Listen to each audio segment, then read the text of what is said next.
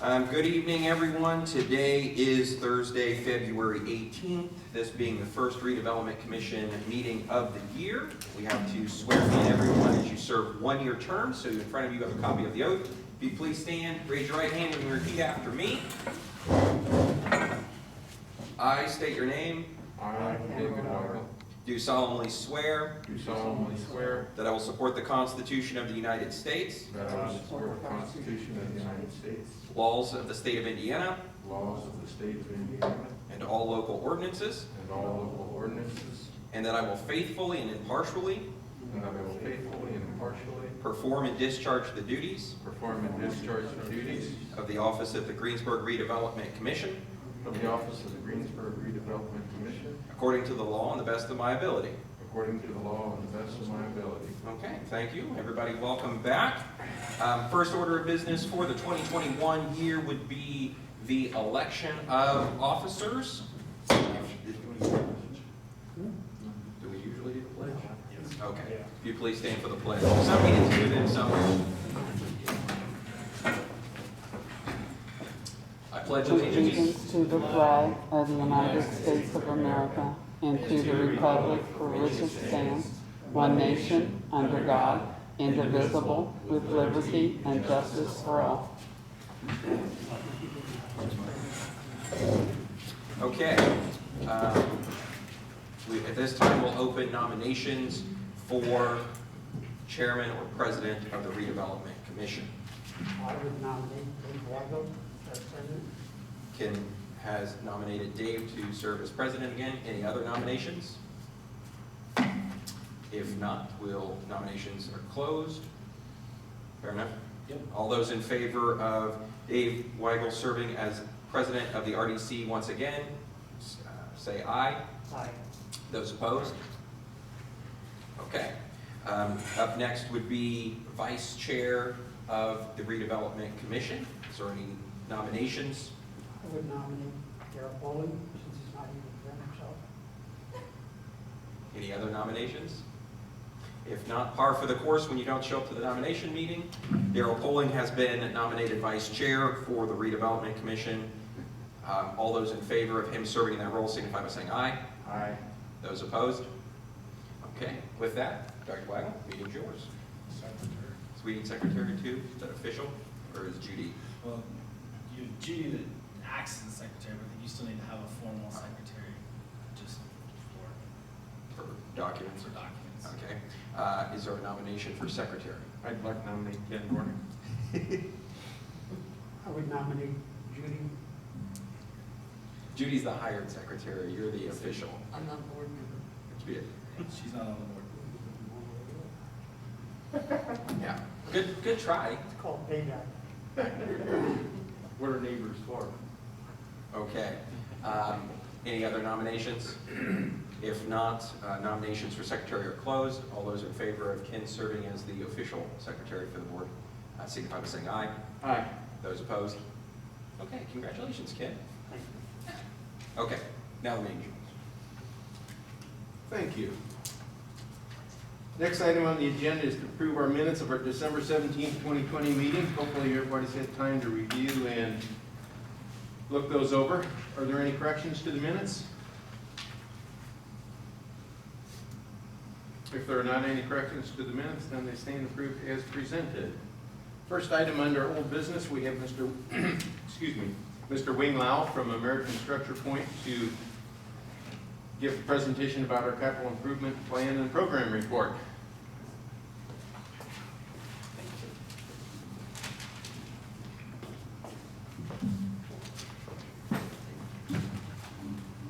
Fresh off the press. Bring it out.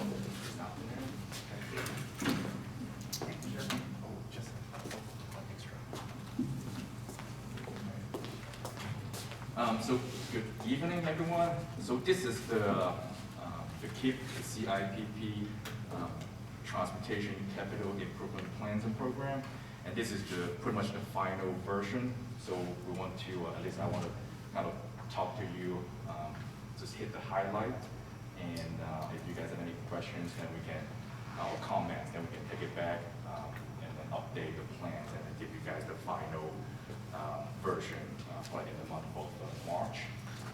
So mainly, I can talk about, let's see, we go page by page, well, not page by page, but on page 7, we talk about the purpose of the capital improvement plan and program.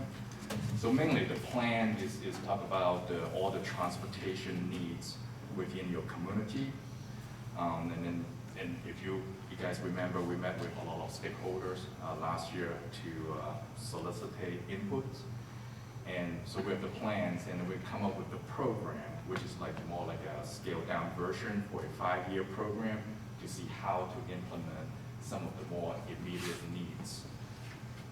So on page 11, we talk about the coverage, all the steps that we took to come up with the program and the plans. So back in last year, like right around COVID, right around it started, we kind of reviewed all the available documents, and then in May, June, and July, we meet with all the stakeholders, and the stakeholder are listed, and all of them were done virtual, and we kind of talked to them, hey, if you guys have unlimited budget, what do you want to see within your communities? They kind of like gave us all their inputs. So we consolidate them, and then we also work with Ron and you guys to come up with a scoring criteria. And they are listed on page 12 and also page 15. So the one on page 12, it is more related to the roadway scoring criteria. And they're listed as safety improvements, multimodal benefits, and a contribution to the focus area, and a connectivity to the corridor, meaning if there's one piece of a gap that you want to complete, then we'll provide a lot more benefits to the community. And then we also talk about, the funding sources will be a part of the scoring too. And then on page 15, that's the scoring criteria for trail projects. Because during the stakeholder meetings, actually we get a lot of feedback from all the stakeholders. They wanted to have more multimodal in addition to vehicular traffic. They want to see like pedestrian, bicycle. So that's why it's really important to your community. So we added that to the program. The scoring criteria is really similar to the roadway, just a slight difference. So last year, like around August and September, and then also early October, we start pulling all the data together, and then we start ranking them, and then also we prepare cost estimates for each of the projects. For the roadway-wise, we identified 22 projects, and they're listed on page 13 and 14. And totaling $110 million. And then on the trail side, we identified 8 trail projects, and they add up to about $29 million. You can see on page 17, that's the breakdown where the roadway project is about $110 million, and the trail projects, all of them are add up to about $29 million. So with the ranking, then we rank them in terms of priority, and then on page 22, you can kind of see the critical ones. On table 7, we identified East Freeland Road and also Park Road. They score really high, 70 and 65 respectively. And then on the trail projects, there are 3 of them listed pretty high also, 85, 70, and 70 for the 3 projects. And then at the tail end, we pretty much on the appendices, you can see we have a lot of documentation, and you can go to, like say for page 55, the Freeland Road, you can kind of see this is the cost and where it is located, with the construction budget, and also with the total project budget based on 2020 dollars. So can kind of go back to the executive summary. So mainly we kind of summarize on page 3 about like what we did with like 22 roadway projects and also 8 trail projects totaling about $139 million. And it would take 44 years to complete if you were to using the same capital improvement over the last few years. We kind of come up with an average of how much you spent over the last few years. So, and then now we can focus on, narrow it down, focus on the 5-year program and come up with a smaller dollar amount, and those are the priority ones, the critical ones to make the most impact in your community.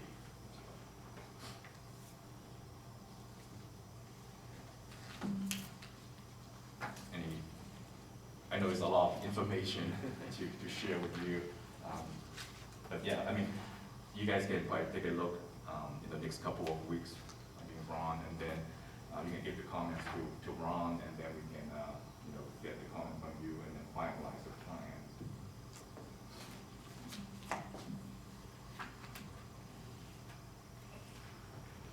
Anyone have any questions for Wayne right now? Like I said, a lot of information to digest.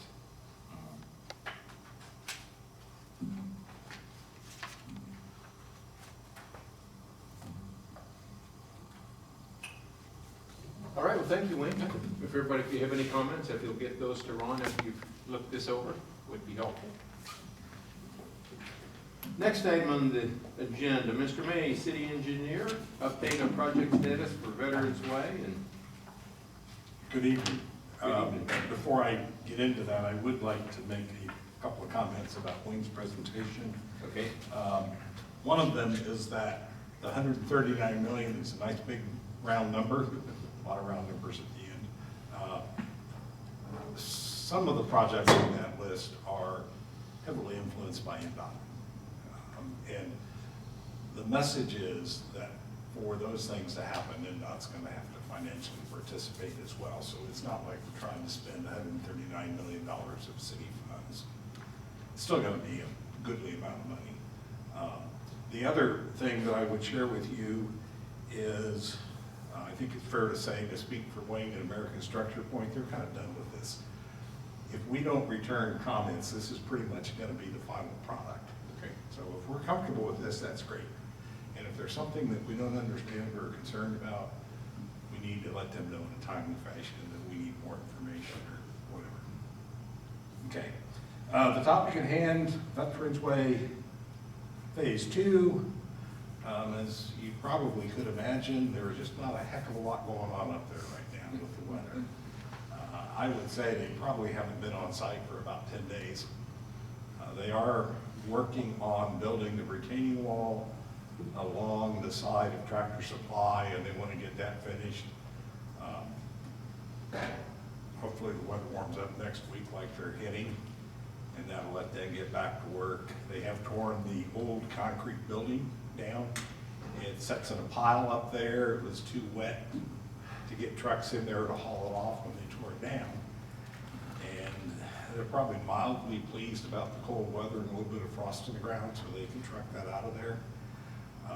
And then when they get the wall up and get the building out of there, they indicate that they're going to finish the construction of the storm sewer system.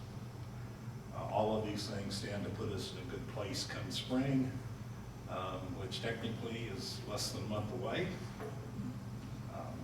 And sometimes March we have good weather, and sometimes in March we don't have good construction weather. But we're getting close to that time where they can get very productive, so that's very encouraging. Questions?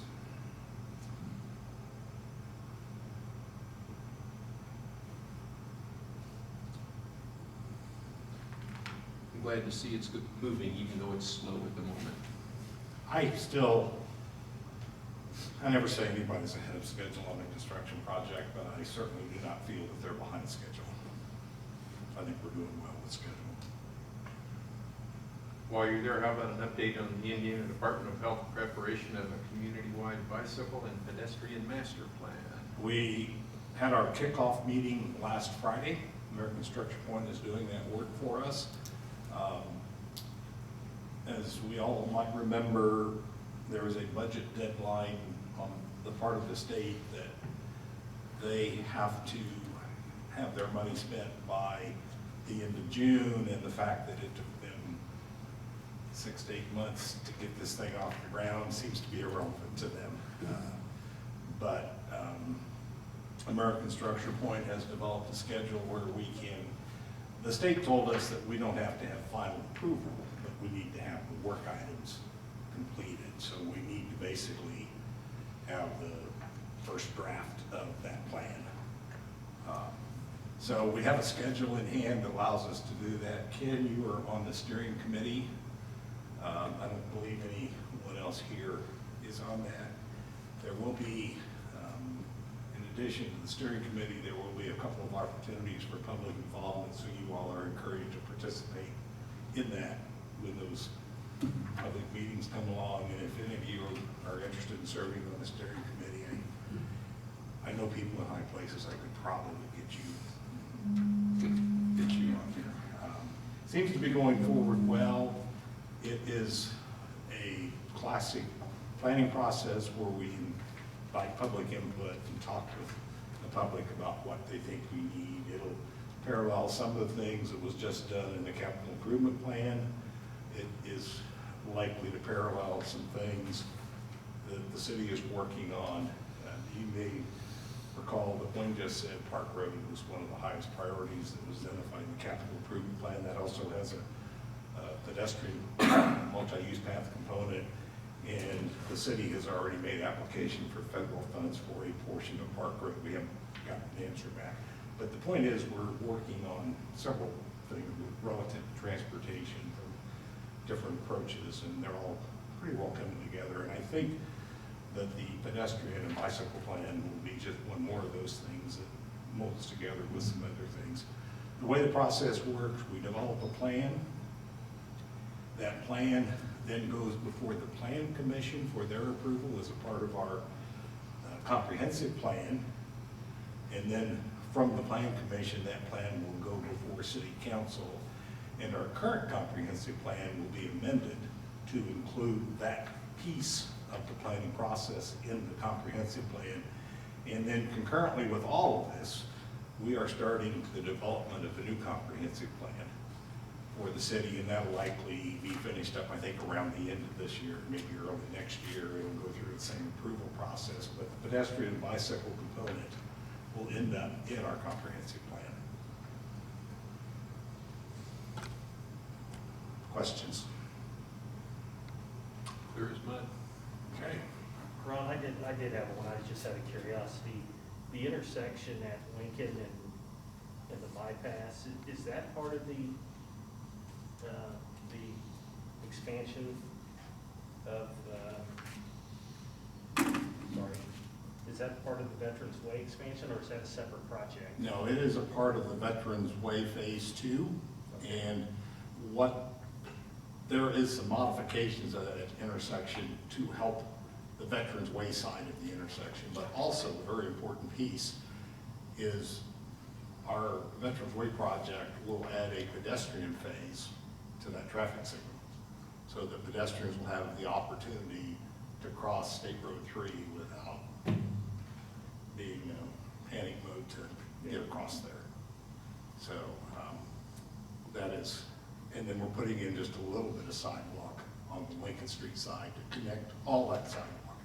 So going back to pedestrians, we're going to have all of the multi-use path on Veterans Way connected to the sidewalk along Lincoln Street. So that's going to tie a large piece of the city together for pedestrian travel.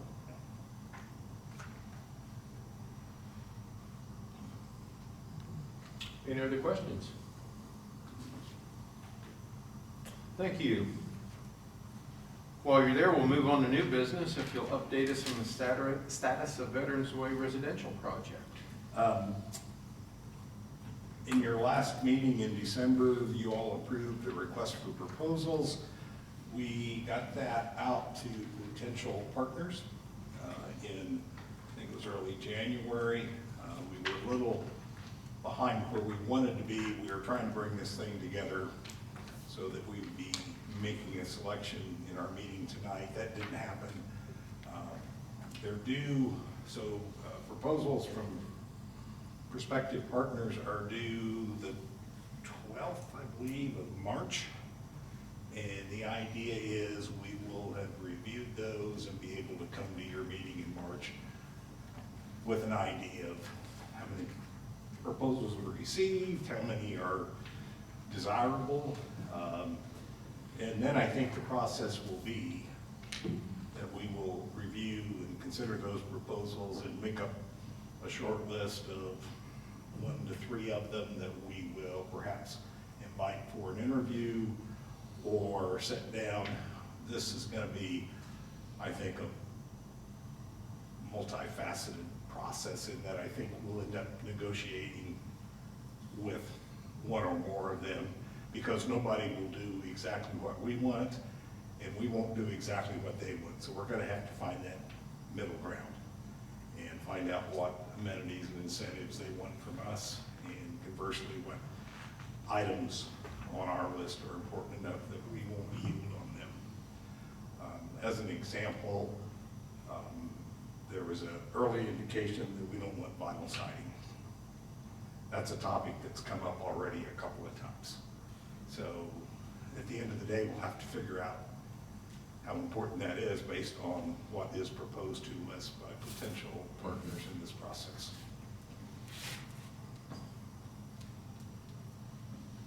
Questions? Am I done? I think so. Oh, I will tell you, it's not exactly on the agenda. Sorry, Chris. You did not get financial reports tonight because the software system that the clerk treasurer is trying to get rid of, we have to have last year closed out, which they're working on. That's supposed to happen in the next few days. But since it's not closed out, they can't produce reports for this year yet. Could we get a December 31 report for our fund when they get those? We can probably get that right now. I'll ask tomorrow. If they can email that now, that'd be fine. I'll try to do that. All righty. Thank you. Thank you. Looks like the next items are approval of claims. Sorry, I didn't get a chance to look at all of them. We have a summary and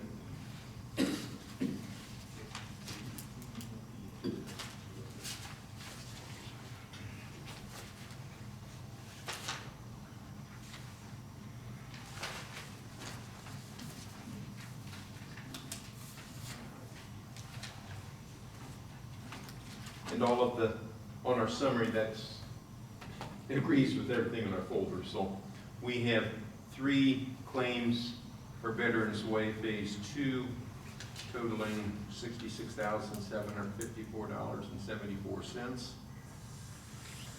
I'd entertain a motion to pay that. So moved. Thank you, Ken. Is there a second? Thank you, Jamie. Those in favor signify by saying aye. Aye. Those opposed? Motion carries 3-0. And then we have 4 regular claims, 2 from Stephen Legal Group and 2 from Reedy Financial. I looked at those from Reedy Financial, and that's of course in agreement with the choices we had made at our December meeting about how they're going to do compliance and reporting for us. So those total $5,263.33. I'd entertain a motion to pay those bills. Thank you, Ken. Is there a second? Thanks, Steve. One correction, Dr. Weigel. The date listed on the summary sheet is 2022. Yes, I think it should be 2021. I think it has it on the formal claim. If not, we'll correct that. Those in favor of the motion signify by saying aye. Those opposed?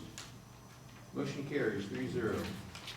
It says on the agenda Veterans Way residential project claims, but I don't have any claims in here. Mr. May, do you know anything about that? There are none. There are none. Good, I like that.